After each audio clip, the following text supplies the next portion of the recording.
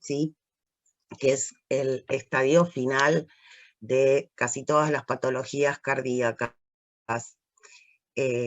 Vamos a definir la insuficiencia cardíaca, vamos a ver cuáles son sus mecanismos y vamos después a hablar de los distintos tipos de insuficiencia cardíaca, cómo se clasifica la insuficiencia cardíaca, y vamos a ver entonces todas las patologías que llevan a insuficiencia cardíaca, algunas de las cuales ustedes ya las vieron porque fuimos las que fuimos hablando en las clases pasadas. Vamos entonces a definir la insuficiencia cardíaca como un síndrome que resulta de la incapacidad del corazón de bombear a la periferia la cantidad de sangre necesaria para cubrir los requerimientos metabólicos de los tejidos. Es decir, el corazón está en un estadio en que no puede cubrir los requerimientos metabólicos, y esta insuficiencia cardíaca va evolucionando con dos características fundamentales, que es un volumen sistólico inapropiado, ¿sí? El problema está en el volumen sistólico, que es inapropiado, y este volumen sistólico inapropiado se va acompañando de una congestión venosa y capilar, ¿sí? Frente a esta situación, el organismo va a tratar de implementar una serie de mecanismos de compensación para tratar de mantener el volumen minuto. Y vamos a ver que todos esos mecanismos de compensación, que inicialmente son beneficiosos porque mantienen el volumen minuto, a la larga terminan siendo perjudiciales, y van a ser esos mismos mecanismos los que van a empujar al corazón hacia esa deficiencia, ¿sí?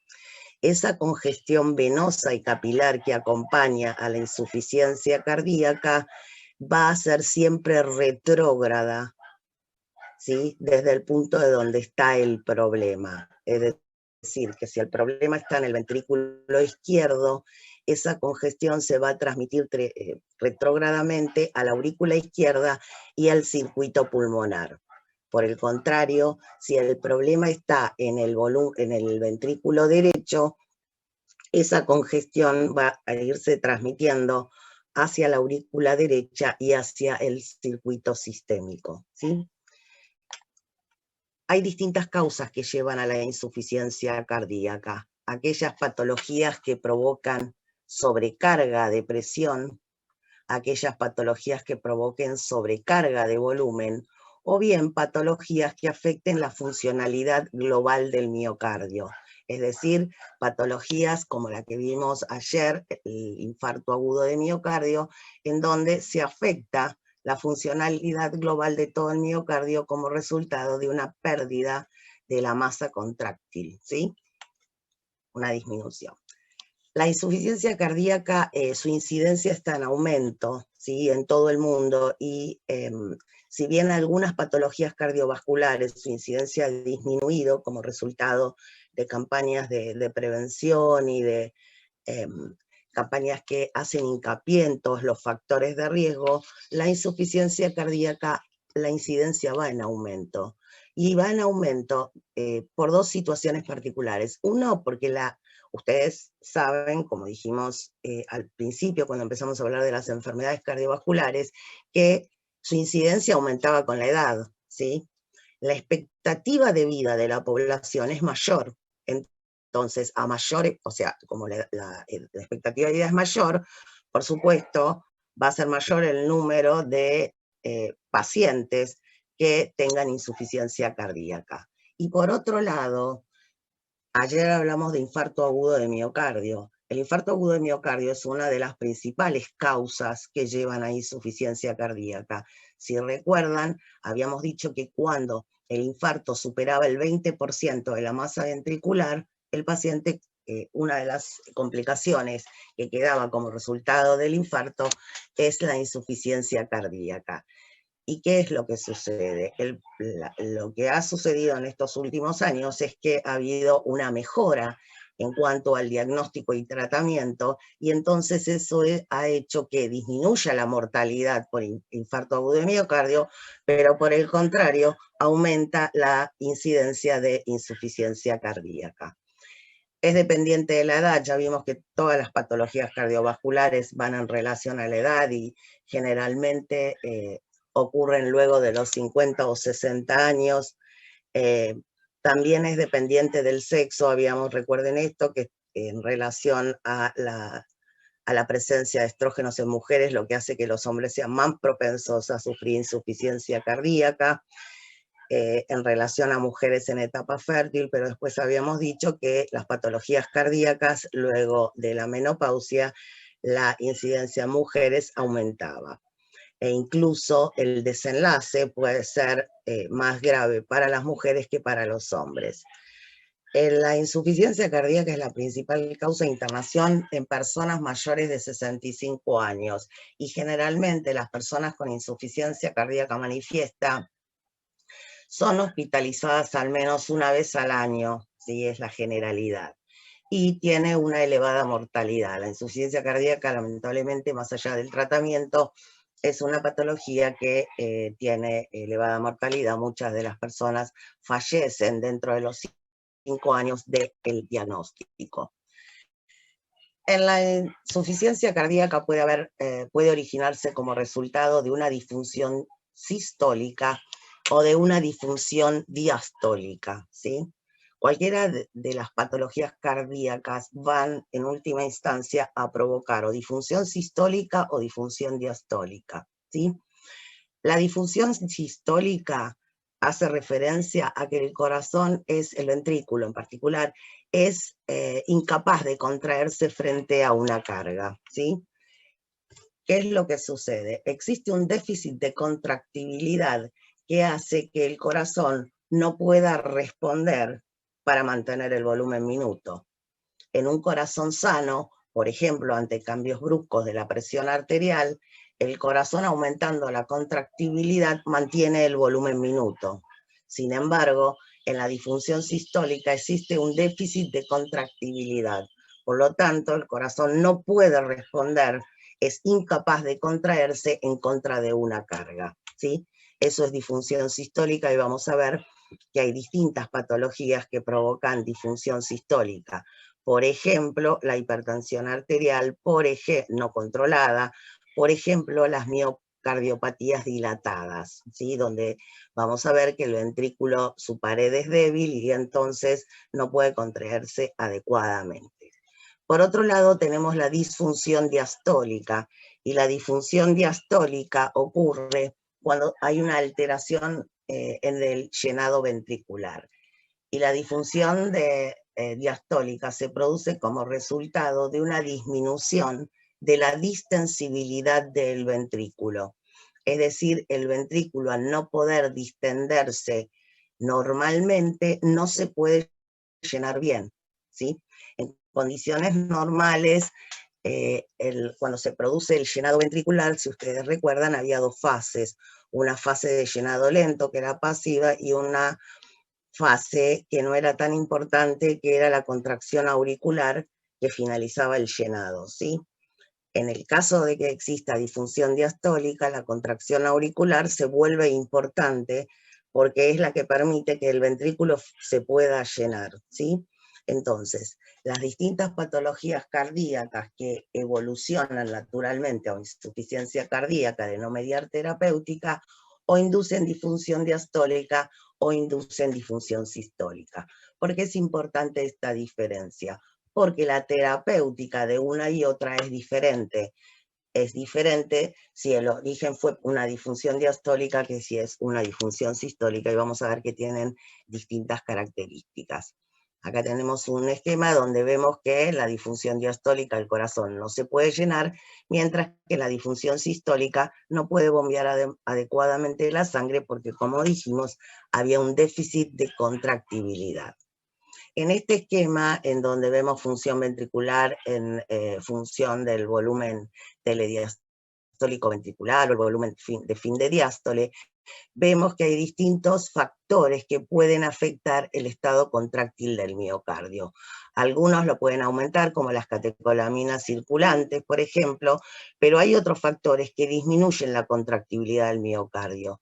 Por ejemplo, pérdida del miocardio como ocurre en el infarto agudo de miocardio que vimos ayer. Por otro lado, también tenemos que la acidosis, la hipercapnia, la anoxia, son todos factores que disminuyen la contractibilidad del miocardio. Vemos en este gráfico, en donde está graficada la curva de presión-volumen ventricular, que cuando hay un déficit del llenado ventricular, que la curva del medio es la curva de un individuo normal, cuando está disminuida la distensibilidad ventricular, la curva se corre. Fíjense que la curva se corre a la izquierda. ¿Y qué implica esto? Lo que tienen acá, que pequeños cambios de volumen generan aumentos importantes de presión, ¿sí? En el ventrículo. Entonces, un ventrículo que se distiende poco, o sea, que tiene reducida su capacidad de relajación, un pequeño aumento de volumen genera un importante aumento de presión en ese ventrículo. La disfunción diastólica se caracteriza por una contractibilidad ventricular disminuida, como dijimos, había un déficit de contractibilidad, tiene fracción de eyección reducida. La fracción de eyección se define como la diferencia entre el volumen diastólico y sistólico, dividido el volumen diastólico por 100, ¿sí? Entonces, en la disfunción sistólica, esta fracción de eyección está disminuida, ¿sí? Y tanto el volumen o presión ventricular aumentan a medida que va disminuyendo el volumen minuto. ¿Qué pasa en la disfunción diastólica? La contractibilidad del ventrículo está aumentada, porque en realidad no hay déficit de contractibilidad, ¿sí?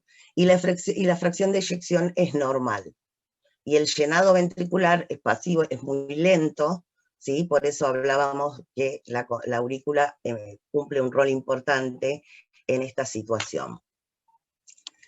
Como habíamos dicho inicialmente, frente a patologías que inducen disfunción diastólica o sistólica, para evitar que el corazón entre en insuficiencia y se mantenga el volumen minuto, se van a poner en marcha una serie de mecanismos de compensación para mantener ese gasto cardíaco. ¿Cuáles son estos mecanismos? El primer mecanismo que se pone en marcha es la dilatación de la fibra miocárdica, ¿sí? Dado por la ley de Frank-Starling. Si ustedes recuerdan, el corazón trabaja a una longitud menos que la óptima. En este gráfico tenemos la fuerza en función de la longitud de la fibra, ¿sí? El corazón siempre trabaja a una longitud menor que la óptima, porque eso le permite tener una reserva que frente a situaciones de emergencia pueda aumentar pueda la fibra dilatarse más para poder entonces hacer mayor fuerza. Y esto va en relación al retorno venoso, ¿sí? Entonces, el corazón, uno de los mecanismos que va a poner en marcha es la dilatación de la fibra miocárdica a través de la ley de Frank-Starling. Fíjense que a la longitud óptima el corazón puede generar, o sea, la fibra cardíaca puede generar un mayor número de puentes cruzados, por lo tanto puede hacer mayor fuerza. Pero también fíjense que si se supera la longitud óptima, ¿qué pasa? El número de puentes cruzados empieza a disminuir, con lo cual la fuerza empieza a ser menor. Y esto va en relación a lo que yo les dije antes. Estos mecanismos que son inicialmente beneficiosos, a la larga terminan siendo contraproducentes, ¿sí? Pero inicialmente este mecanismo es beneficioso, porque al aumentar la longitud de la fibra, se puede el corazón hacer mayor fuerza, es decir, aumenta su contractibilidad. Otro de los mecanismos puestos en marcha es la descarga simpática, ¿sí? Lo que va a ocurrir que a través de la descarga simpática va a tener una acción sobre el corazón. Ustedes saben que la descarga simpática promueve un aumento de la frecuencia cardíaca y de la contractibilidad del miocardio. Tiene un efecto sobre los vasos sanguíneos porque aumenta la poscarga, es decir, induce vasoconstricción, la descarga simpática, y eso entonces va a aumentar la poscarga, ¿sí? Tiene efecto también la descarga simpática sobre la médula suprarrenal. ¿Por qué? Porque la descarga simpática promueve la liberación de catecolaminas de la médula suprarrenal. Esta descarga simpática lo que va a hacer es una redistribución del flujo sanguíneo y va a mantener, ¿sí?, el flujo sanguíneo de aquellos órganos que son esenciales, como el corazón o el hígado, el sistema nervioso central, ¿sí? Y va a reducir el flujo sanguíneo en el músculo esquelético, también en el riñón y en otros tejidos, ¿sí? Esta descarga simpática va a ir acompañada de la activación del sistema renina-angiotensina-aldosterona, ¿sí? Al caer el volumen minuto y al esta redistribución de flujo afectar al riñón, se va entonces a activar el sistema renina-angiotensina-aldosterona, el que va a tener distintos efectos. Va a actuar la angiotensina 2 sobre las arterias, induciendo vasoconstricción y de esa manera aumentando la poscarga. Va a actuar la angiotensina 2 sobre la corteza suprarrenal, liberando aldosterona. La aldosterona va a promover la reabsorción de sodio a nivel renal. Eso genera la liberación de antidiuréticas, se reabsorbe agua y el resultado final es un aumento del volumen intravascular, ¿sí? Es decir, va a aumentar el retorno venoso, es decir, va a aumentar la precarga. Y también la angiotensina 2 promueve la activación de las terminaciones simpáticas, es decir, que la angiotensina 2 libera catecolaminas de las noradrenalina de las terminaciones simpáticas, ¿sí? Por otra parte, también se produce un aumento en la liberación de endotelina 1, que también es vasoconstrictora. Todos estos mecanismos tienden a conservar el volumen minuto, ¿sí? Aquí tenemos un esquema donde vemos el sistema nervioso central, el sistema nervioso simpático, la acción del sistema nervioso simpático y del sistema renina-angiotensina-aldosterona, que fue lo que acabamos de explicar anteriormente. Este aumento de sustancias vasoconstrictoras, como ustedes ven, y el efecto del aumento también de aldosterona, hace que se liberen otros factores como los péptidos natriuréticos o la bradicinina, que van a tender a contrarrestar este aumento de sustancias vasoconstrictoras. Los péptidos natriuréticos, además de inducir vasodilatación, también, como su nombre lo indica, favorecen la natriuresis, ¿sí? Sin embargo, el aumento de estas sustancias no va a, digamos, a tener efecto porque se va a generar un desbalance de estos factores, ¿sí? El aumento del péptido natriurético de tipo B, circulante, es un signo de mal pronóstico. Entonces, como les dije, se produce un desbalance de los mecanismos neuroadaptativos, con un aumento significativo de la angiotensina 2, de la noradrenalina, de la endotelina 1 y la vasopresina o la hormona antidiurética. Recuerden que tiene ese nombre porque en concentraciones elevadas favorece la vasoconstricción.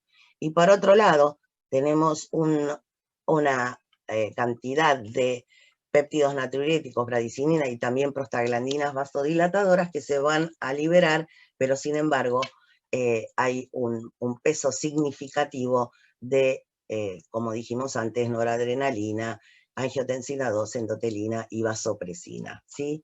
¿Cuál es el resultado de este desbalance? Que se va a generar un volumen de fin de diástole para poder mantener el volumen sistólico, ¿sí? Entonces, si aumenta el volumen de fin de diástole, aumenta la presión dentro del ventrículo. Ese aumento de presión dentro del ventrículo va a transmitirse retrógradamente, es decir, si el problema está a nivel del ventrículo izquierdo, va a aumentar la presión en el ventrículo izquierdo, ese aumento de presión va a transmitirse retrógradamente a la aurícula izquierda y luego al circuito pulmonar. Es decir, en el caso de que esté afectado el ventrículo izquierdo, este aumento de volumen de fin de diástole, que se traduce en un aumento de presión, va a provocar esta congestión venosa y capilar a nivel del circuito pulmonar. Por el contrario, si el volumen de fin de diástole esté aumentado en el ventrículo derecho, este aumento de presión va a transmitirse al circuito sistémico y por ende la congestión venosa y pulmonar va a observarse a nivel sistémico. Vemos acá entonces que este es un gráfico en donde tenemos gasto cardíaco en función de la presión de fin de diástole. El gráfico no es muy lindo, pero es un gráfico que es bastante ilustrativo. Fíjense que en el punto 1 está ubicado una persona que tiene una función cardíaca normal, es decir, tiene una determinada presión de fin de diástole en la que mantiene bien su volumen minuto, ¿sí? No hay ningún inconveniente. ¿Qué pasa en un individuo que tiene insuficiencia cardíaca? O sea, que tiende a entrar en una insuficiencia cardíaca, ¿sí? A igual presión de fin de diástole, fíjense que el volumen minuto no puede mantener los requerimientos del organismo, ¿sí? De los tejidos periféricos, y entonces aparecen signos de mala perfusión.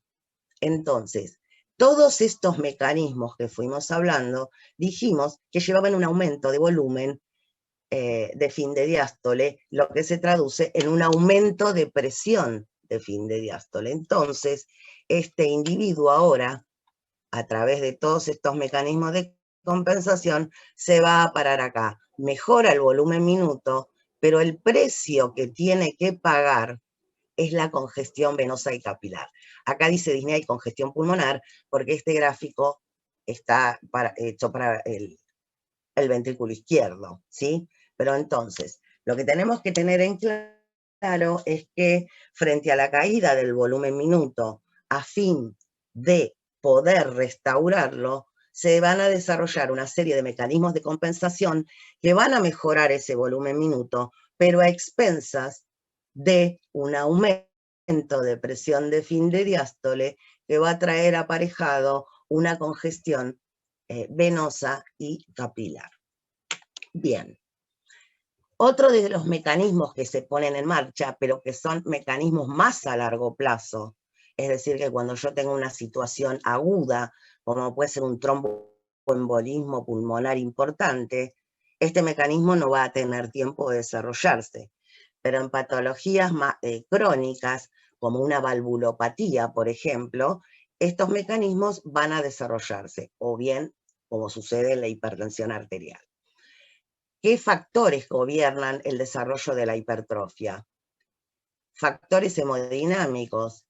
Dijimos que había sobrecarga de presión, sobrecarga de volumen. Esos son factores hemodinámicos que estimulan el desarrollo de la hipertrofia. Y por otro lado, teníamos todos estos factores no hemodinámicos, como por ejemplo la angiotensina 2, la endotelina 1, la noradrenalina o norepinefrina, como la quieran llamar, factores de crecimiento y citoquinas que estimulan el desarrollo de la hipertrofia. Y como habíamos visto en bastantes clases, en clases previas, perdón, esto está regido por la ley de Laplace. La tensión de la pared es igual a la presión intraventricular por el radio del ventrículo por dividido el grosor de la pared, ¿sí? Entonces, esto aplicado ahora al ventrículo, pero recuerden que la ley de Laplace aplicaba a los vasos sanguíneos y también al ventrículo. Bien, los atletas o las personas que tienen alto rendimiento, o sea, que hacen deportes de alto rendimiento, desarrollan hipertrofia. Eso es lo que conocemos con el nombre de hipertrofia fisiológica. Los atletas desarrollan hipertrofia como un mecanismo adaptativo para poder mantener, digamos, la respuesta cardiovascular al ejercicio, ¿sí? Intenso. Pero fíjense que en comparación a la hipertrofia patológica, que es la que se desarrolla en este caso de patologías cardíacas, los mecanismos de señalización son diferentes. En el caso de la hipertrofia fisiológica, básicamente está dado por las MAP quinasas, por PI3K-AKT, ¿sí? Que es estimulada por distintos factores de crecimiento. En el caso de la hipertrofia patológica, estas vías son diferentes. Fíjense, fosfolipasa C, diacilglicerol, PKC, o bien la vía calcineurina en FAT. Estas vías son estimuladas por angiotensina 2, endotelina 1, ¿sí? Entonces, los factores que inducen uno y otro son diferentes y también lo son las vías de señalización. ¿Cuál es la diferencia? Que en la hipertrofia patológica se acompaña de remodelación cardíaca, cosa que no ocurre en la hipertrofia fisiológica. Cuando la persona deja de hacer ejercicio, la hipertrofia involuciona, ¿está bien? No así en el caso de que la hipertrofia sea patológica. Fíjese entonces que nosotros tenemos que en el caso de la hipertrofia patológica, tenemos los factores hemodinámicos y tenemos la angiotensina 2, la endotelina 1, que promueven, ¿sí?, las distintas vías de señalización a la hipertrofia fisiológica, que llevan a la expresión de factores al aumento de la expresión de factores de transcripción, que van a aumentar las proteínas contráctiles, ¿sí? Esto se traduce en un mayor rendimiento mecánico del corazón, es decir, el corazón va a poder hacer más fuerza porque tiene un mayor número de miofibrillas por célula, ¿sí? Entonces, pero no solo ocurre esto, sino que también se inducen distintos genes que se expresaban en la vida fetal y que no se expresan en la vida adulta, y van a modificarse la expresión de otros genes que ahora vamos a ver, ¿sí? A su vez, esto va a generar un aumento en la expresión, ¿sí? Va a aumentar la expresión de factores de crecimiento que también se van a sumar a este proceso de hipertrofia.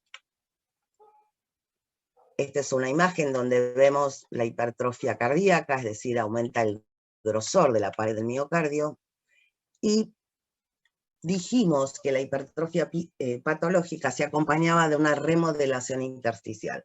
¿Cuál es esa remodelación intersticial?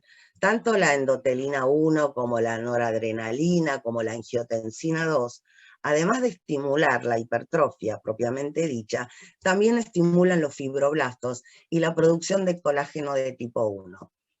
Normalmente, ¿sí?, existe entre los miocitos colágeno de tipo 3, no de tipo 1, ¿sí? El colágeno de tipo 1 es un colágeno mucho menos distensible, es un colágeno más duro. ¿Qué quiere decir esto? Que si normalmente la matriz de colágeno, el intersticio que tiene el miocardio, permite que las células cardíacas se comporten como un sinsitio.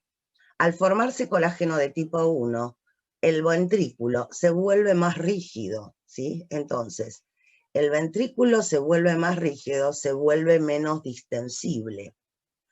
Por otro lado, este cambio en el tipo de colágeno también se acompaña de la modificación en la expresión genética de distintas proteínas. Dijimos que había una reactivación de genes fetales y una modificación en la expresión de otros genes. Vamos a ver cuáles son los que se modifican. Uno de los que se modifica es la cadena pesada de miosina. La cadena pesada de miosina está formada por dos subunidades, alfa y beta, ¿sí? Entonces, puede haber distintas combinaciones, alfa-alfa, alfa-beta o beta-beta, ¿sí? Hay dos genes que codifican, uno para la cadena alfa y otro para la cadena beta. Estas distintas combinaciones lo que hacen es que la fibra tenga menor o mayor velocidad de acortamiento. Y esto está relacionado con la capacidad de hidrólisis de ATP. Lo que ocurre en este caso es que se forma la forma de cadena pesada de miosina, que está formada por unidades alfa-alfa, es la que mayor velocidad de hidrólisis de ATP tiene. Sin embargo, la beta-beta es la que menor capacidad de hidrólisis tiene, por lo tanto, esa es la que se va a estimular su formación y por lo tanto la velocidad de acortamiento de la fibra va a ser menor. Esto va a tratar de que el corazón haga menos trabajo, ¿sí? Que en realidad se contrapone con lo que el corazón necesita. Por otro lado, disminuye la calcio ATPasa del retículo, o sea, la cerca, que es la que barre el calcio del retículo, de ningún retículo, del citoplasma y favorece la relajación ventricular. Hay una reactivación de genes fetales que son el factor natriurético atrial y el factor natriurético de tipo B. En la etapa fetal, tanto el aurícula como el ventrículo pueden producir factor natriurético atrial o BNP. Pero ¿qué pasa? En la vida adulta, solo la aurícula puede producir factor natriurético atrial, ¿sí? Y el ventrículo es el que produce factor natriurético de tipo B. ¿Qué pasa acá? Tanto ventrículo como se reexpresan esos genes, entonces tanto el ventrículo como las aurículas pueden producir y liberar péptidos natriuréticos. Aumenta la expresión de citoquinas, aumenta la expresión de endotelina 1, así como también de vasopresina. Esta hipertrofia y remodelación cardíaca que se produce va a depender si hay una sobrecarga de volumen o una sobrecarga de presión. Cuando hay una sobrecarga de presión, que es como ocurre en la hipertensión arterial, se van a estimular los miocitos, ¿sí? Y como dijimos, también en este contexto se estimulan los fibroblastos, es decir, aumenta el colágeno de tipo 1. En el caso de los miocitos, lo que va a ocurrir es que va a aumentar más el grosor que el largo del miocito, ¿sí? Es decir, que se van a disponer las fibrillas, las miofibrillas, de manera tal que este es el resultado, lo que se llama hipertrofia concéntrica, ¿sí?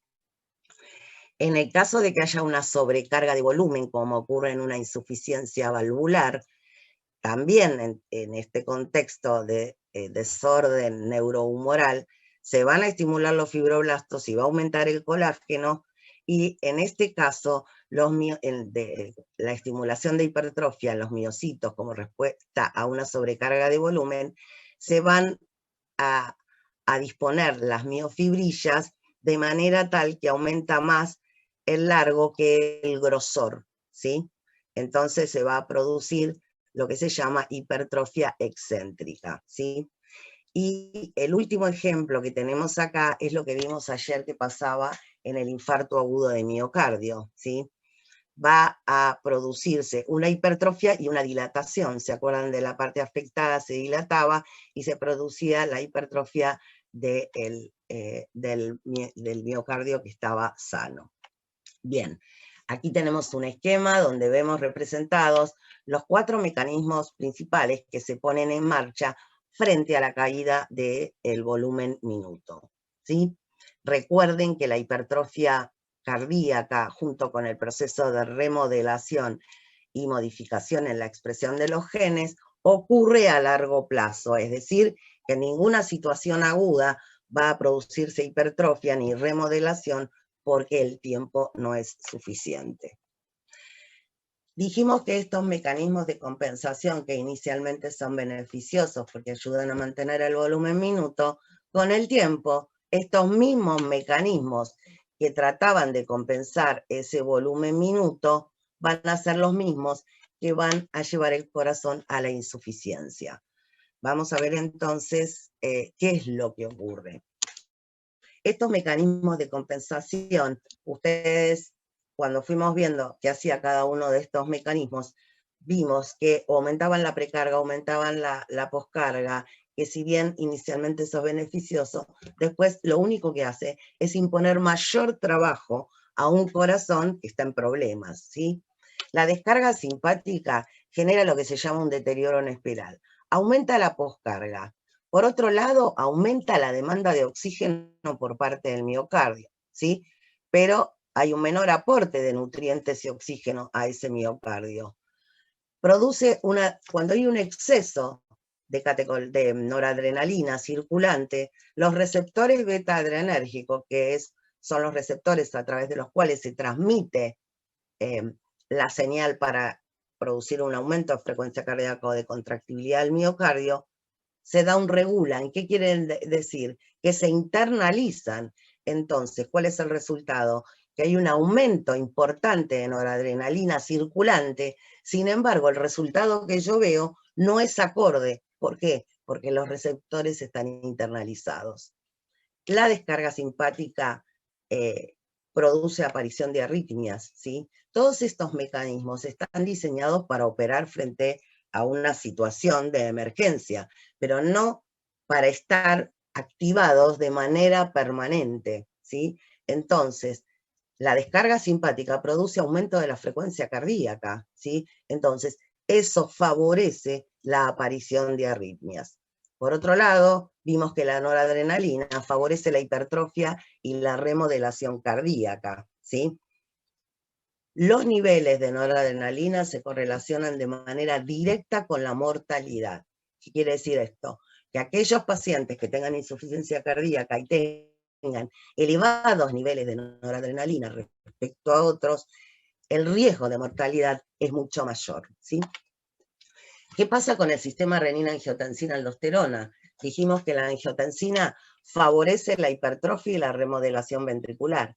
Incrementa la poscarga, porque produce la angiotensina vasoconstricción. Incrementa la precarga, ¿sí? Entonces, al aumentar la precarga, aumenta el retorno venoso, ese aumento de volumen intravascular, facilita la claudicación del ventrículo derecho porque se empieza a sobrecargar el ventrículo derecho, ¿sí? El sistema renina-angiotensina lleva finalmente a que la congestión no sea solo pulmonar, sino sea sistémica, como vamos a ver, y por otro lado, favorece la dilatación auricular, ¿sí? Entonces, este sistema que ayudaba a compensar y mantener el volumen minuto, termina siendo contraproducente. ¿Qué pasa en el caso de el aumento de longitud de la fibra miocárdica? Se supera la longitud óptima de la fibra cardíaca. Entonces, si se supera la longitud óptima de la fibra cardíaca, vimos que cada vez que se sigue estirando más allá de la longitud óptima, es menor el número de puentes cruzados que puedan formarse. ¿Qué quiere decir eso? Que disminuye la contractibilidad. ¿Qué pasa con la hipertrofia? El músculo cardíaco aumenta, ¿sí? Hay un aumento de la masa cardíaca, pero esto no va acompañado de un aumento del número de mitocondrias por célula, ni tampoco de una mayor irrigación. Entonces, van a aparecer desequilibrios entre el aporte y la demanda de ATP por parte del miocardio, lo mismo que de oxígeno, ¿sí? El de aporte de oxígeno. Van a empezar a aparecer focos isquémicos subendocárdicos. Si recordamos, el subendocardio era la zona más sensible, ¿sí?, a la hipoxia, ¿está bien? Entonces, empiezan a aparecer pequeños focos subendocárdicos y en los casos más graves, muy graves, puede observarse necrosis difusa, pero eso tiene que ser muy, muy grave. ¿Qué pasa con la remodelación cardíaca? Disminuye la distensibilidad ventricular, ¿sí? Porque dijimos que el colágeno de tipo 3 se empieza a reemplazar por colágeno de tipo 1 que es más rígido. Esto lleva a una rigidez del ventrículo, ¿sí? Y además se reduce la transmisión de la fuerza a través de la pared ventricular, porque se disminuye, dijimos, digamos, esto es como resultado de toda esta remodelación de cambio de colágeno. En el caso de la expresión genética, el resultado es que si se va a formar más cadena pesada de miosina que tiene menor velocidad de acortamiento de la fibra, disminuye la velocidad con que se acorta la fibra, ¿sí? Y esto termina siendo perjudicial. Y por otro lado, la disminución en la expresión de cerca va a llevar a una alteración en la fase de relajación ventricular. ¿Por qué? Porque el calcio no va a poder ser barrido del citoplasma y por lo tanto no se va a poder producir la relajación. Bien. ¿Cuáles son las causas que pueden desencadenar una insuficiencia cardíaca? Es decir, la persona tiene una patología cardíaca y más o menos controla el volumen minuto. ¿Qué puede hacer que se desencadene una insuficiencia cardíaca manifiesta? Arritmias, ¿sí? Las arritmias son las alteraciones en el ritmo cardíaco, ¿sí?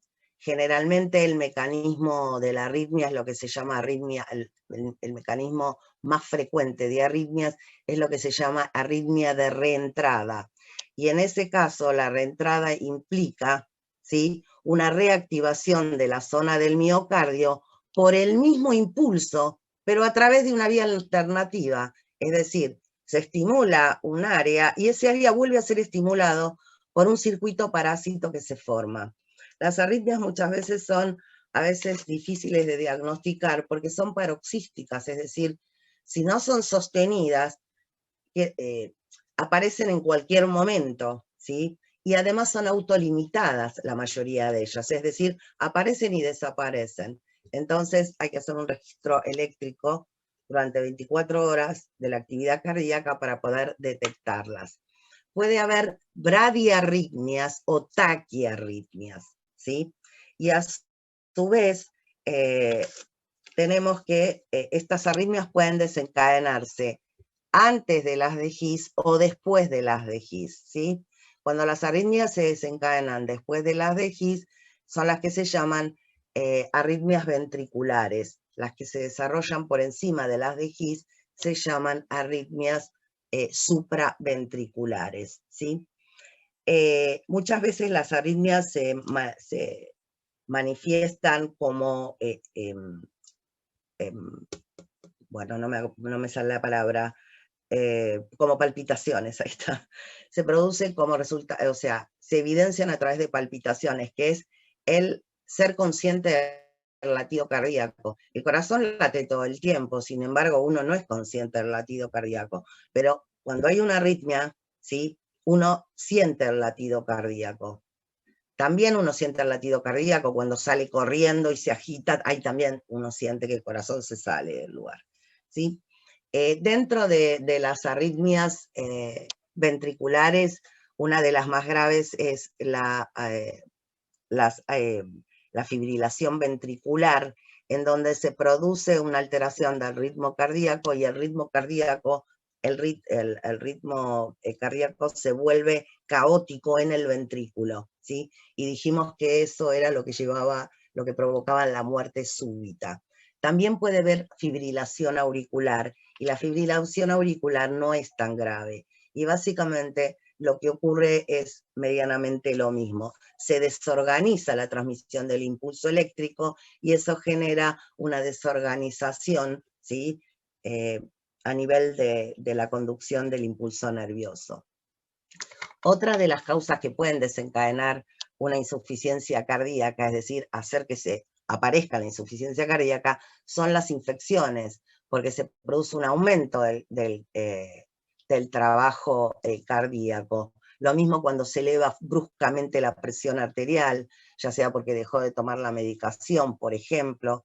En el caso de que se desarrolle un tromboembolismo pulmonar, eso va a repercutir a nivel cardíaco y va a hacer que que la insuficiencia cardíaca aparezca. Las anemias, porque van a hacer que haya un menor aporte de oxígeno a ese miocardio, el hipertiroidismo y el embarazo, ¿sí? Estas son todas situaciones que en una persona que tiene una patología que evoluciona a insuficiencia cardíaca, estas situaciones se la pueden precipitar. Bien, ¿cómo se clasifica la insuficiencia cardíaca? Se puede clasificar en aguda o crónica, ¿sí? Un tromboembolismo pulmonar me da una insuficiencia cardíaca crónica, ¿sí? Una hipertensión arterial me va a provocar una insuficiencia cardíaca de tipo crónica. Bien, pero en realidad clínicamente la insuficiencia cardíaca se divide en derecha o izquierda. Es decir, que se afecte el ventrículo derecho o el ventrículo izquierdo.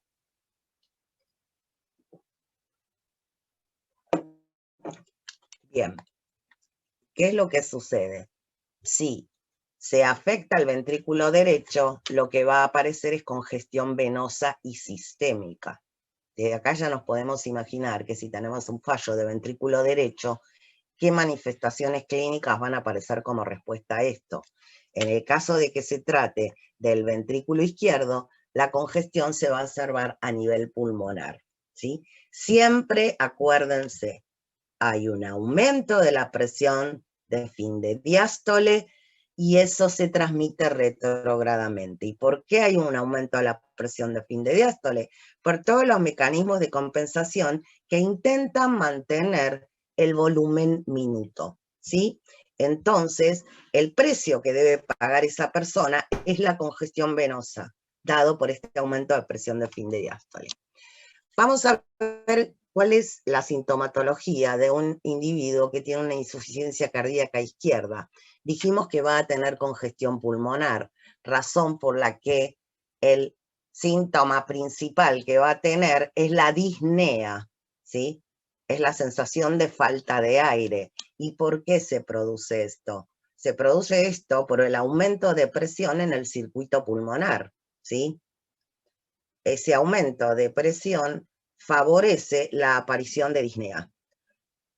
Por otro lado, hay otros, a medida que se va agravando la insuficiencia cardíaca, aparecen otros tipos de disnea, como por ejemplo la ortopnea, ¿sí? O la disnea paroxística nocturna, que son formas graves de disnea, ¿sí? La ortopnea hace que la persona no pueda dormir acostada, ¿sí? Porque, ¿qué pasa cuando la persona se acuesta? El retorno venoso aumenta, con lo cual la presión en el circuito pulmonar va a aumentar más, ¿sí? Entonces va a favorecer el aumento de presión hidrostática y salida de líquido al intersticio. La disnea paroxística nocturna es una situación en la que la persona que está dormida se levanta de golpe pensando que se ahoga. Entonces generalmente lo que hace es abre una ventana porque cree que en realidad es un problema de renovación de aire. Y se le pasa. ¿Pero por qué se le pasa? Porque se paró, ¿sí? Porque el problema sobreviene cuando la persona está acostada por una cuestión de que aumenta el retorno venoso, ¿sí? Entonces, eso favorece la salida de líquido a nivel pulmonar, favorece la salida de líquido hacia el intersticio de los vasos, ¿sí? Porque aumenta la presión hidrostática. En los casos más graves, se produce el edema agudo de pulmón, ¿sí? ¿Por qué se produce el edema agudo de pulmón? Porque no solo el líquido sale hacia el intersticio, ¿sí? El sistema linfático no da abasto a drenarlo y se inundan los alvéolos, ¿sí? Entonces, el edema agudo de pulmón es una situación de urgencia, de hospitalización, ¿sí? Porque si no se trata, la persona muere. En el curso de una insuficiencia cardíaca, una persona que tiene disnea o ortopnea puede mejorar su disnea, ¿sí? Entonces va al médico contento y le dice que mejoró, que ya no tiene tanto, no siente tanta disnea. Pero ¿cuál es la situación? No mejoró, empeoró. ¿Por qué? ¿Qué es lo que le pasó? Claudicó el ventrículo derecho. Recuerden que el circuito, digamos, el circuito cardiovascular es cerrado, ¿sí? El circuito circulatorio es un sistema cerrado. Entonces, si falla el lado derecho, termina fallando el lado izquierdo. Si falla el lado izquierdo, perdón, termina fallando el lado derecho, ¿sí? Entonces, la insuficiencia cardíaca deja de ser una insuficiencia cardíaca izquierda y se transforma en una insuficiencia cardíaca de tipo global, ¿sí? Ese paciente, además de tener alteraciones a nivel pulmonar como resultado de esta congestión, tiene tos, es una tos seca, no es una tos productiva, Y esto es simplemente por la salida de líquido a nivel intersticial, a nivel pulmonar, que estimula terminaciones pulmonares y favorece entonces la aparición de tos. Generalmente es nocturna. Puede haber palpitaciones, ¿sí? Que es la sensación del latido cardíaco que hablábamos antes, y esto está relacionado con las arritmias. Hay alteraciones a nivel del sistema nervioso central relacionado con un menor aporte, ¿sí?, de oxígeno y nutrientes al sistema nervioso central como resultado de la caída del volumen minuto. Hay taquicardia, vimos que estaba aumentada la actividad simpática. Hay nicturia, ¿sí? La persona se levanta muchas veces a orinar de noche. Esto está relacionado con el aumento del retorno venoso, ¿sí? Al aumentar el retorno venoso, esto favorece que la persona orine más durante la noche, o sea que se levante varias veces a orinar, ¿sí? Si se mantiene despierta todo el tiempo no va a ocurrir, pero esto está asociado entonces con el aumento del retorno venoso. Tiene piel fría y pálida, hay una redistribución de flujo, ¿sí? Inicialmente dijimos que el sistema nervioso simpático provoca una redistribución del flujo sanguíneo y que afecta a la piel, músculo esquelético y riñón, entre otros, ¿sí? Entonces, por eso la piel va a estar fría y pálida. Hay fatiga y debilidad muscular. Esta redistribución de flujo afecta al músculo esquelético, ¿sí? Tiene un menor aporte de oxígeno y nutrientes el músculo esquelético, y entonces por eso hay debilidad muscular y hay fatiga. Y en los casos más graves se observa cianosis central. La cianosis, como ustedes saben, es la coloración azulada de la piel y las mucosas, ¿sí?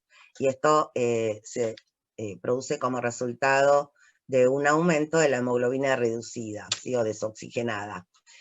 ¿Por qué es central? Porque el problema está a nivel del pulmón, del intercambio gaseoso. Entonces, la cianosis central se observa generalmente en la lengua, en la zona de la nariz, en los labios, ¿sí? Eso es la cianosis central. Y eso se observa en insuficiencia cardíaca izquierda de tipo más severa, ¿sí? Entonces,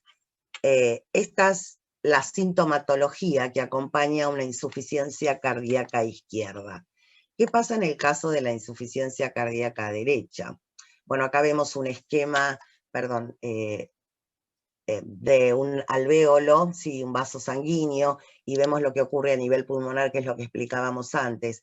Ese aumento, ¿sí?, de presión a nivel pulmonar se traduce en un aumento de presión hidrostática a nivel de los vasos, lo que hace que salga líquido que es removido por el sistema linfático. Sin embargo, cuando el aumento es significativo, no solo sale al intersticio, sino que también inunda los alvéolos, provocando edema agudo de pulmón, como habíamos dicho.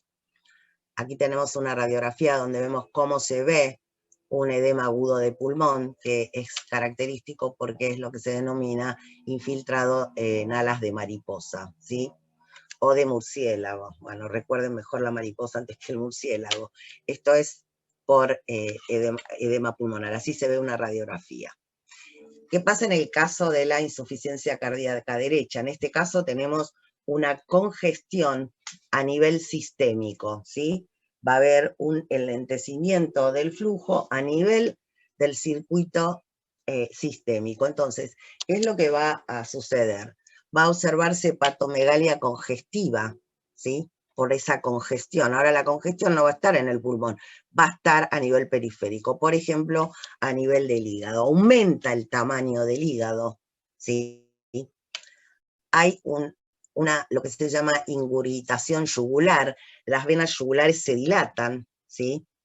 Hay una sensación de saciedad como resultado de esta hepatomegalia. Cuando hay hepatomegalia, hay sensación de saciedad, como que uno no quiere comer, ¿sí? Se siente saciado, no quiere comer, y esto es simplemente un efecto de aumento del tamaño del hígado. Hay náusea y anorexia, esto relacionado con la hepatomegalia. En los casos más graves puede haber esplenomegalia congestiva, es decir, aumento del tamaño del vaso. Se observan edemas, pero no edema pulmonar, sino en este caso hay edemas periféricos, por esta misma razón. Hay un aumento de presión que favorece, de presión hidrostática, que favorece la salida de líquido, y eso se observa fundamentalmente a nivel de los tobillos, siempre que la persona sea ambulatoria, ¿no? Si la persona está acostada, hospitalizada, ese edema se observa en la zona sacra. Hay astenia y pesadez al caminar, ¿sí? Por los edemas, por esta congestión. Hay nicturia también, hay sudoración profusa, no se puede eliminar bien el calor a nivel de la piel por la vasoconstricción. Puede haber en los casos más graves ascitis, incluso puede haber derrame pleural y pericárdico en casos mucho más graves. Y en lugar de observarse cianosis a nivel central, se observa lo que se llama cianosis periférica. Es decir, va a haber un problema a nivel del intercambio de gases, pero no a nivel del pulmón. Ahora el problema va a estar a nivel de los tejidos, ¿sí? Entonces, la cianosis se va a observar básicamente en la punta de los dedos, por ejemplo, como vemos en este esquema. Bien, aquí tenemos un resumen de las alteraciones de los cuadros clínicos que se observan tanto en el ventrículo cuando hay una insuficiencia cardíaca derecha, como que hay una insuficiencia cardíaca izquierda, que es todo lo que hablamos hasta ahora. Esto es una clasificación de la insuficiencia cardíaca, ¿sí? Acorde a las alteraciones que presentan las personas. Se clasifica, siempre se clasifica para saber de qué se está hablando, ¿sí? En las historias clínicas. Bien, vamos a ver entonces qué causas llevan a insuficiencia cardíaca. Vamos a hablar en particular de las distintas patologías y por qué esas patologías llevan a insuficiencia cardíaca. Hablamos inicialmente que había patologías que provocaban sobrecarga de presión. Entre esas patologías que inducen sobrecarga de presión, tenemos la hipertensión arterial, ¿sí? Recordamos que la hipertensión arterial aumenta la poscarga de manera sostenida, por lo tanto, la evolución natural lleva a insuficiencia cardíaca, porque cada vez el corazón tiene que desarrollar mecanismos para vencer ese aumento de la poscarga. Por otro lado, la hipertensión, entonces, el que se va a ver afectado en la hipertensión arterial es el ventrículo izquierdo, ¿sí? Que es el que va a tener que hacer más trabajo. La coartación aórtica, ¿se acuerdan que dijimos que era una patología congénita en donde había un estrechamiento de la aorta? También queda librado y no se corrige quirúrgicamente, va a llevar una insuficiencia cardíaca de ventrículo izquierdo, por la misma causa. El corazón va a tener que realizar mayor fuerza para bombear en contra del aumento de la poscarga. ¿Qué pasa en la hipertensión pulmonar? Cuando existe hipertensión pulmonar, se dice que hay hipertensión pulmonar cuando la presión pulmonar es más de 5 milímetros de mercurio que la media poblacional. La media poblacional es alrededor de 20. Hay distintas situaciones que llevan a hipertensión pulmonar, pero básicamente lo que va a ocurrir en este caso es que ahora el ventrículo derecho es el que va a tener que hacer más fuerza para vencer la presión en el circuito pulmonar. Es decir, entonces, que la hipertensión pulmonar lo que provoca es fallo del ventrículo derecho. La estenosis pulmonar es otra situación, es otra patología que induce sobrecarga de presión. En la actualidad, en realidad, las valvulopatías no son tan frecuentes porque se corrigen. Entonces, no es frecuente ver una insuficiencia cardíaca por una valvulopatía hoy por hoy. Pero bueno, hay lugares donde sí esto ocurre, esto va a depender si las personas se tratan o no. Las estenosis valvulares inducen sobrecarga de presión. ¿Qué es la estenosis valvular? Está estrechado el orificio de la válvula, ¿sí? Entonces esto genera un aumento en el gradiente de presión entre las cavidades. Por ejemplo, en el caso de que se trate de la estenosis aórtica, entre la aurícula derecha o la aurícula izquierda, ¿sí? Entonces, ¿por qué se produce la estenosis valvular? La estenosis valvular puede ser congénita o bien puede deberse a fiebre reumática. La fiebre reumática se produce como resultado de una infección provocada por un estreptococo beta hemolítico que afecta a la larga las válvulas o bien a nivel renal, ¿sí? Lo que va a suceder es que, pero eso pasa en la infancia, por ejemplo, por anginas a repetición como resultado de este microorganismo, ¿sí? Entonces, ¿qué pasa? Se cura la angina y después la persona en la vida adulta aparece con un problema valvular o un problema cardíaco. Muchas veces, renal, perdón. Muchas veces no es posible asociarlo porque la persona ni se acuerda, ni sabe que si tuvo o no anginas a repetición, ¿sí? Entonces, ¿qué ocurre? Esta situación lleva a que la válvula se peguen las comisuras, ¿sí? Y entonces el orificio por donde tiene que salir la sangre está estenosado, ¿sí? Entonces, la estenosis de válvula pulmonar casi es muy difícil, o sea, no ocurre prácticamente. Hay casos, pero no es lo más frecuente de observar. Sí a nivel aórtico y sí a nivel de la válvula mitral, ¿sí? Si hay una estenosis aórtica, la sobrecarga de presión va a estar en el ventrículo izquierdo, ¿sí? Es decir, al estar estenosado, el ventrículo va a tener que hacer más fuerza para poder bombear la sangre hacia la aorta, ¿sí? Entonces, con el tiempo, esa estenosis aórtica lleva a una insuficiencia cardíaca izquierda. ¿Qué pasa si se trata de la válvula mitral? La válvula mitral es la que conecta la aurícula izquierda con el ventrículo izquierdo. En ese caso, ¿sí? Lo que va a ocurrir al estar estrechada la válvula, va a aumentar la presión en la aurícula izquierda, eso se va a transmitir al circuito pulmonar y el problema ahora, en este caso, lo va a tener el ventrículo derecho, que va a tener que bombear contra una resistencia pulmonar aumentada. ¿Está bien? Entonces, todas estas patologías llevan naturalmente a insuficiencia cardíaca. Dijimos también que había patologías que provocaban sobrecarga de volumen, entre ellas la insuficiencia valvulares. La más frecuente de todas es la insuficiencia valvular aórtica y también es producida por fiebre reumática. Pero ¿qué pasa en este caso? En este caso se produce un engrosamiento de las valvas de la válvula y lo que va a resultar es que la válvula no va a cerrar bien.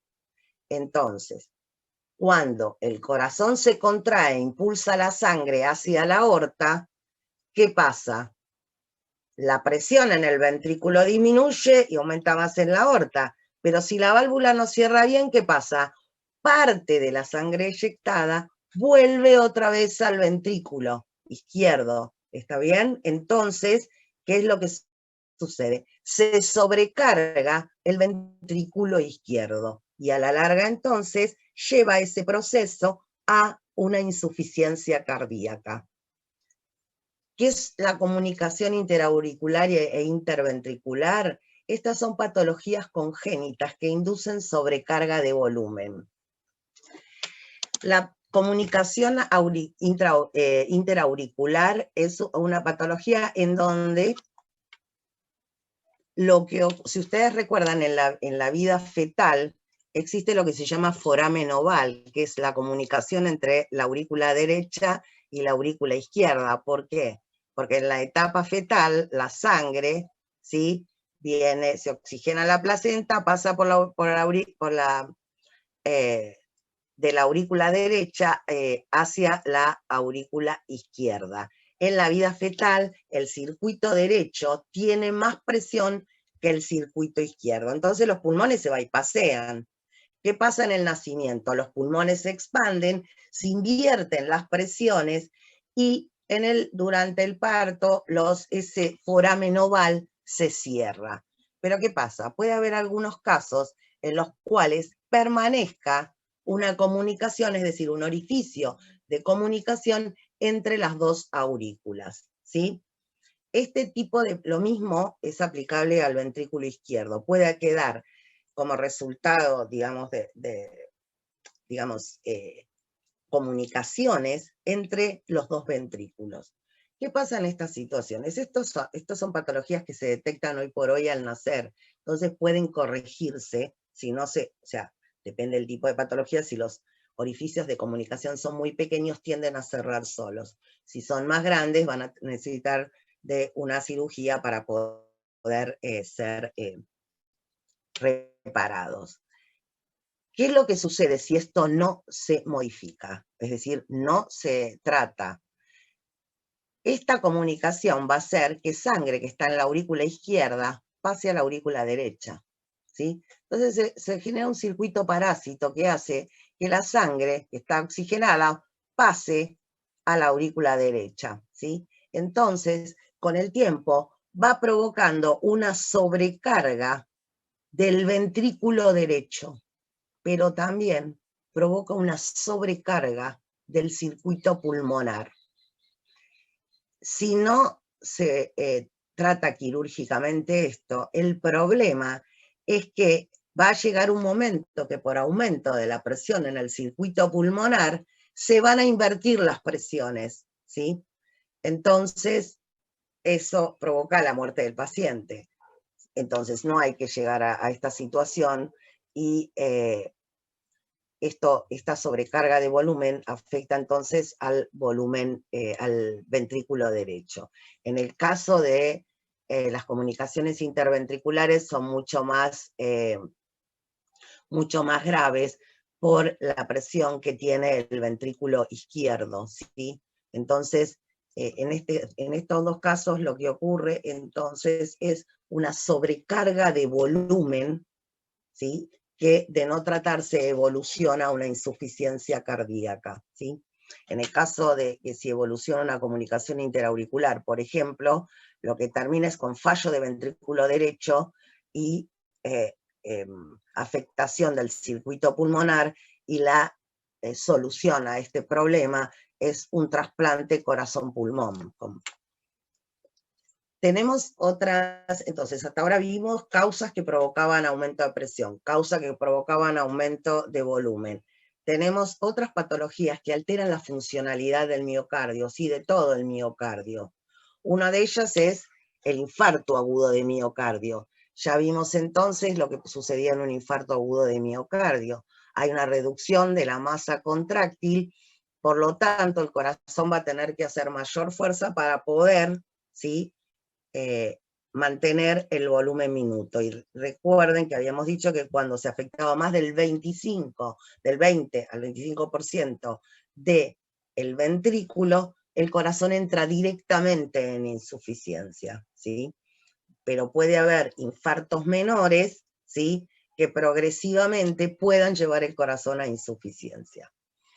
Tenemos otras patologías como las miocardiopatías, que ahora vamos a ver, la pericarditis constrictiva y el taponamiento cardíaco. ¿Qué es la pericarditis constrictiva? La pericarditis, ayer definimos que la pericarditis era la inflamación de las hojas del pericardio. ¿Qué pasa cuando hay pericarditis mal curada? Generalmente son causadas por virus, por radiaciones, ¿sí? En estos casos, cuando las pericarditis son a repetición, se produce el engrosamiento de las hojas del pericardio, ¿sí? Entonces, si se engrosan las hojas del pericardio, ¿qué es lo que va a pasar? Al engrosar normalmente el pericardio que se acompaña los movimientos cardíacos. Si el pericardio está engrosado, tiene mayor rigidez, por lo tanto, el ventrículo no va a tener problema para contraerse, pero sí va a tener problema para dilatarse, ¿sí? Para relajarse. ¿Sí? Esto va a provocar una disfunción diastólica. Por el contrario, el taponamiento cardíaco es una situación aguda, en donde se produce como resultado de un aumento de líquido entre las hojas del pericardio, ¿sí? Ese aumento de presión impide la función normal del corazón, el proceso de sístole y diástole, porque está oponiéndose una presión a las presiones internas de las cavidades, y eso entonces lleva a insuficiencia cardíaca. Taponamiento cardíaco tiene elevada mortalidad. Acá tenemos como el ejemplo, es decir, aumenta, tenemos una imagen que está ilustrando lo que yo les digo. Es decir, aumenta la cantidad de líquido entre las hojas del pericardio y ese aumento de presión, ¿sí?, impacta sobre la funcionalidad cardíaca.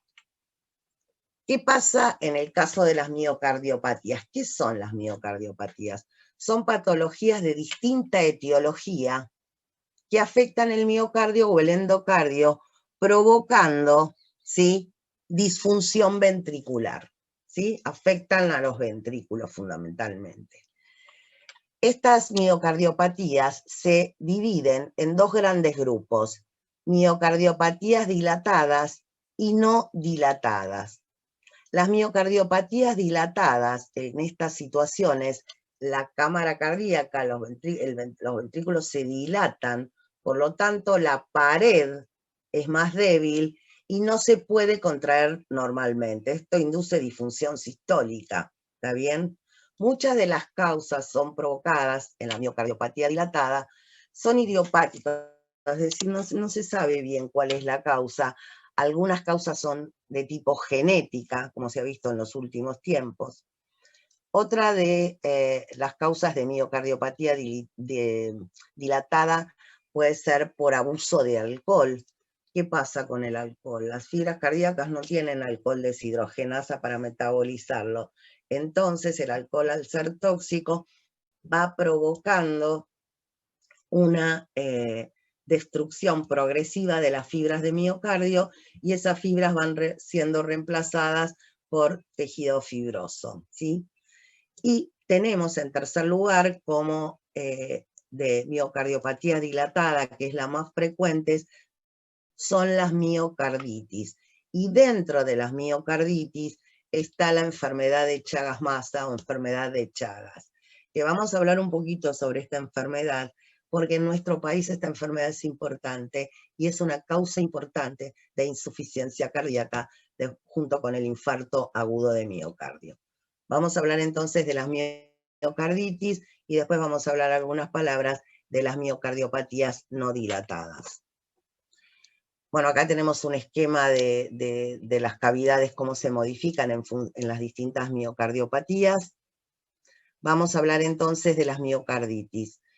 Las miocarditis son patologías, como dice aquí, caracterizadas por inflamación, infiltración leucocitaria y necrosis de los miocitos.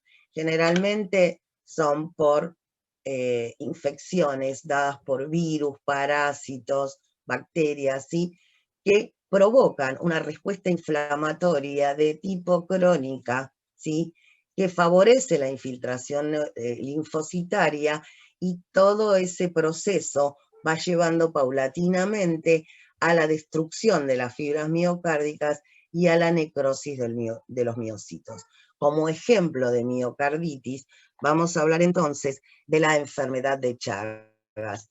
Este señor que vemos acá es Carlos Chagas, que fue un investigador brasilero, que fue quien descubrió, ¿sí?, la causa de la enfermedad y fue el que describió el parásito, el microorganismo que la provocaba, que es el Trypanosoma cruzi. Pero él también describió el vector que vehiculiza este microorganismo, que es la vinchuca. Esta enfermedad es una enfermedad endémica de toda Sudamérica, en el caso de la Argentina, el norte argentino, y como les dije, es una causa importante de insuficiencia cardíaca, es provocada por este microorganismo que es el Trypanosoma cruzi, y está asociada a pobreza y a malas condiciones de vivienda.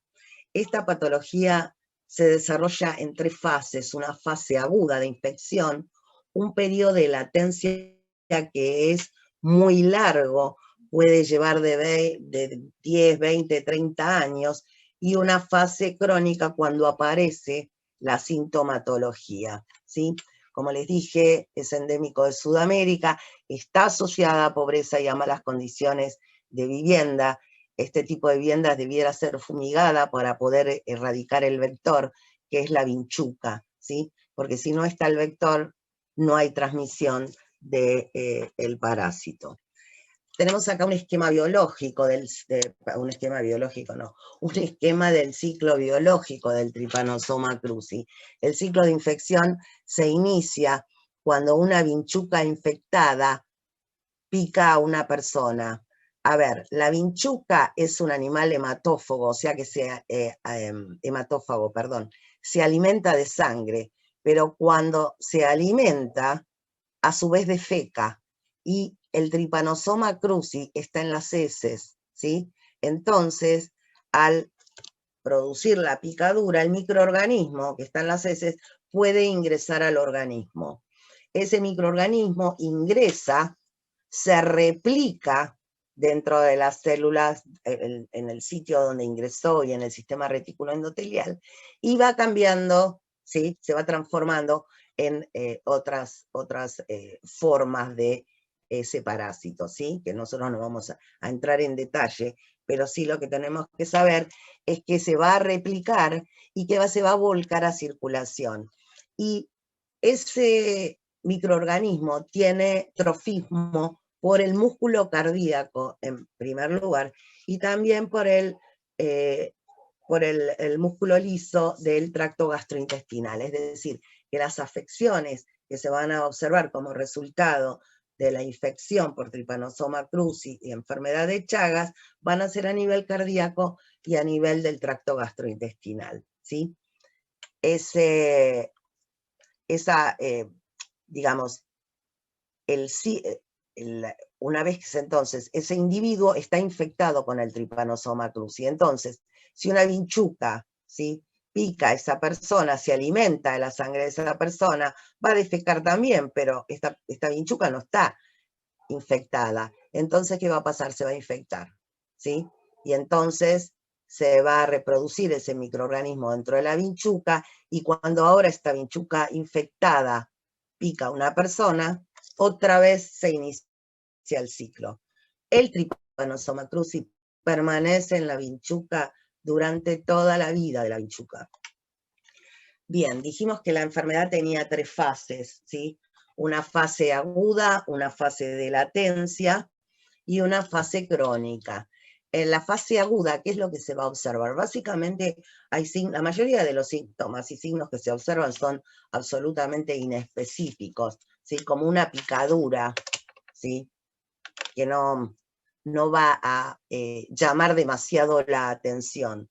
Sí puede llamar la atención si aparece lo que se llama el signo de Romaña, es decir, es la edematización palpebral que se observa porque a lo mejor el microorganismo ingresó por la conjuntiva, o bien la persona se rascó la picadura y se tocó el ojo, ¿sí? Entonces, esa edematización palpebral se conoce con el signo de Romaña y es característico, ¿sí?, de la infección por Trypanosoma cruzi. Pero en la mayoría de los casos pasa desapercibido porque la persona puede tener a lo mejor fiebre, decaimiento, pero digamos no sintomatología importante que lo haga ir al médico, a no ser que vio que una vinchuca lo picó, ¿está bien?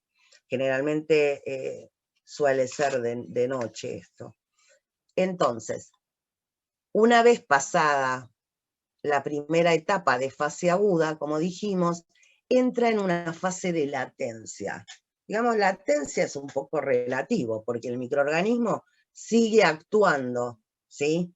Sigue actuando en el organismo. ¿Dónde va a seguir actuando? A nivel cardíaco y a nivel del tracto gastrointestinal, fundamentalmente a nivel del esófago y del colon. ¿Qué pasa a nivel cardíaco?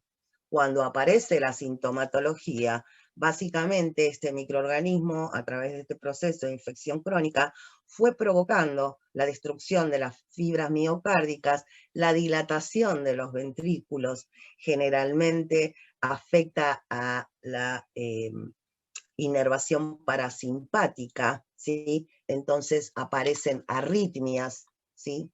La alteración a nivel de la función ventricular va llevando a una insuficiencia cardíaca de manera gradual y progresiva. Estas arritmias, depende del tipo de arritmias, pueden ser arritmias ventriculares, como por ejemplo la fibrilación ventricular, provoca la muerte súbita del paciente, y además también esta dilatación de los ventrículos hace que se formen aneurismas ventriculares. Los aneurismas ventriculares son peligrosos porque los aneurismas ventriculares pueden alojar trombos, ¿sí? Otra de las cosas que sucede es que esta dilatación que se observa en los ventrículos y a nivel cardíaco se observa también en el colon. Por eso se dice que hay megacolon, y también en el esófago. Esto se traduce en alteraciones, por ejemplo, y ocurre también a nivel del estómago. Entonces, y esto se debe a la afectación del sistema nervioso entérico, ¿sí? Entonces, ¿qué es lo que se va a observar? Se va a observar una dificultad en el pasaje de los alimentos hacia el estómago, ¿sí? Porque va a estar afectada la válvula que conecta el estómago con el esófago con el estómago. Va a haber alteraciones en el vaciado gástrico y en la motilidad gastrointestinal.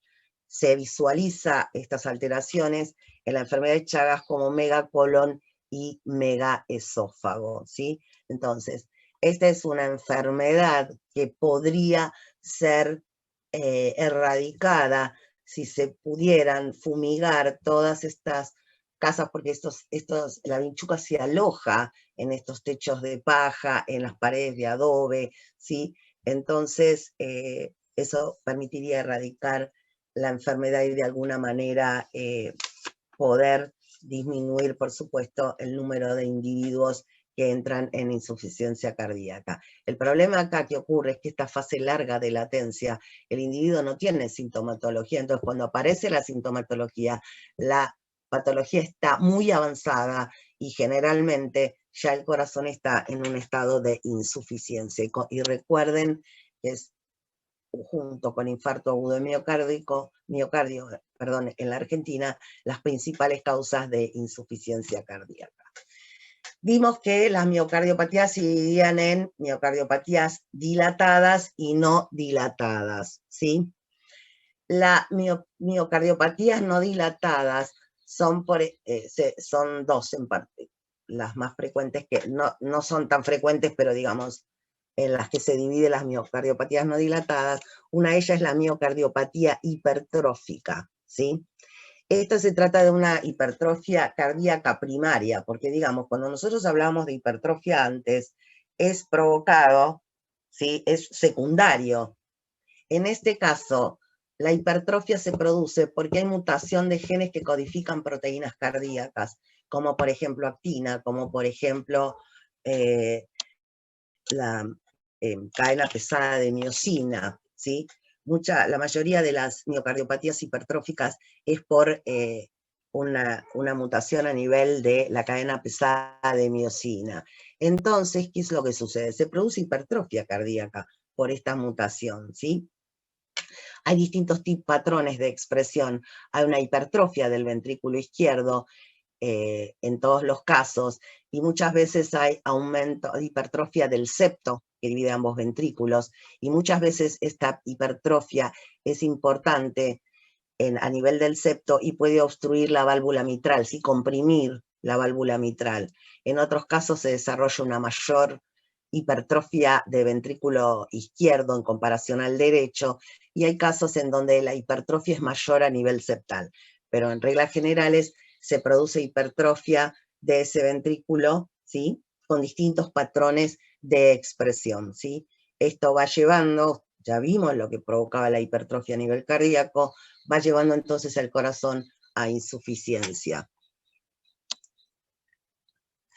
En el caso de la miocardiopatía restrictiva, es otro tipo de miocardiopatía no dilatada.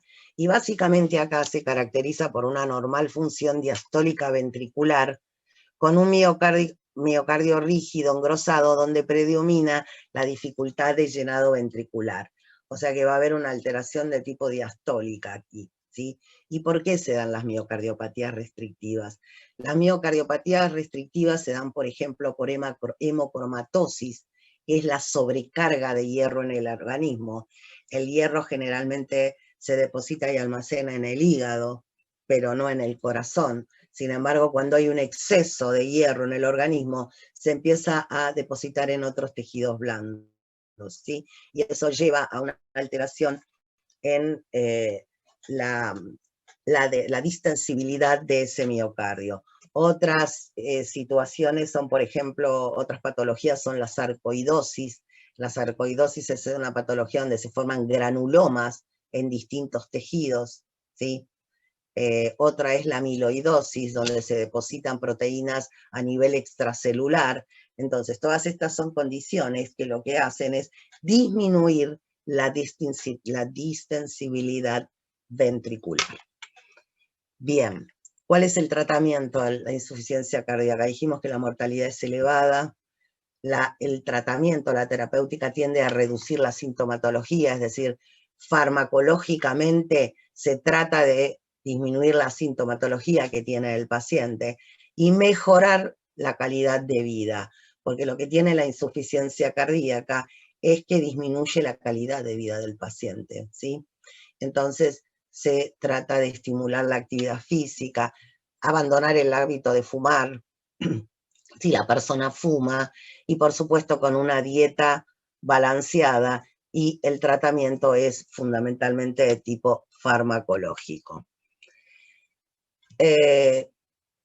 Además, el tratamiento dietario que acompaña al farmacológico implica reducir todos los factores de riesgo de enfermedad cardiovascular, reducir peso corporal, evitar el alcohol, el consumo de cafeína, reducir la ingesta de grasa y sodio, realizar actividad física, disminuir el estrés, disminuir la ingesta de líquidos, ¿sí? O sea, el tratamiento de insuficiencia cardíaca, la insuficiencia cardíaca no se cura, se trata, el tratamiento ya sea dietario y farmacológico, lo que hace es apunta a mejorar la calidad de vida de ese individuo. Estos, para que vean la cantidad, no voy a entrar en detalle, pero la cantidad de fármacos que se emplean para el tratamiento de la insuficiencia cardíaca, ¿sí? Inhibidores de la ACE, que es la enzima la convertasa, la que convierte angiotensina 2, antagonistas de los receptores AT1 para frenar la actividad de la angiotensina 2, diuréticos para disminuir el volumen intravascular, vasodilatadores, digitálicos, que son drogas que lo que hacen es aumentar la funcionalidad cardíaca, pero no tienen efecto sobre los vasos cardíacos. Ya van a ver, los vasos cardíacos no, los vasos en general.